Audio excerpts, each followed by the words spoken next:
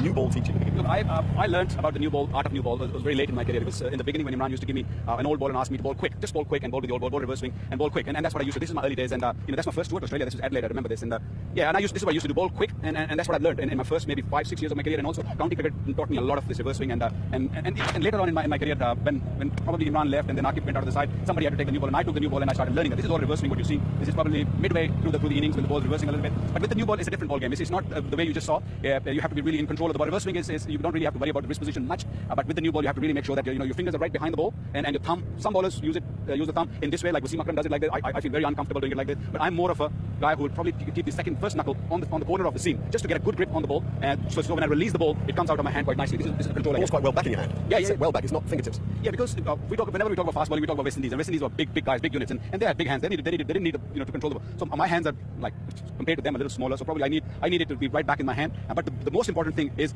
of course when you get into your action, you've got to be in a good position to release the ball.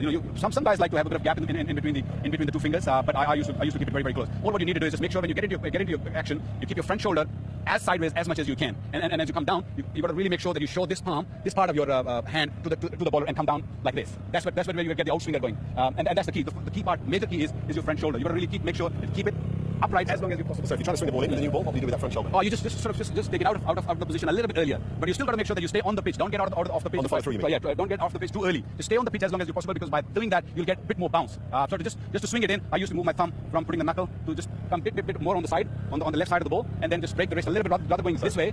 Just go that way. Just a touch, not a lot. And I wasn't a big in-swing bowler with the new ball. All I used to do is go big outswinger, and try to sort of go maybe give a scramble seam and keep the ball straighter. Just snip back a touch. You don't really need a big in-swingers. Okay, I'm going to swap now and give you an old ball. Yeah, what we've done, it's a newish ball. What we've done is we've scarred it. Okay, so we've roughed up one side of that ball. Talk to us about reverse swing, because you and Waz were the masters. This is an easy part, I feel, in bowling. And nowadays, reverse swing is necessity. If you don't have someone who bowls reverse swing in the team, you are struggling as a team. So I feel... Can we just look at you in action first, just to scare the life out of everybody? Because this is in slow-mo. What happens? Look how long the ball stays straight, and then at the last minute, it dips in. That's impossible to bat against. Yeah, you've got to understand that there's a serious pace behind it. And if you don't have pace, you will not beat the bat. And every batsman you'll see in that, they look to come onto the front foot, because what I'm trying to do here is I'm trying to push the ball away from them, like a baseball throw. I just go like that way. So the first initial movement of the ball is going away from them. And what the batsman started thinking is, okay, I got to go to the front foot.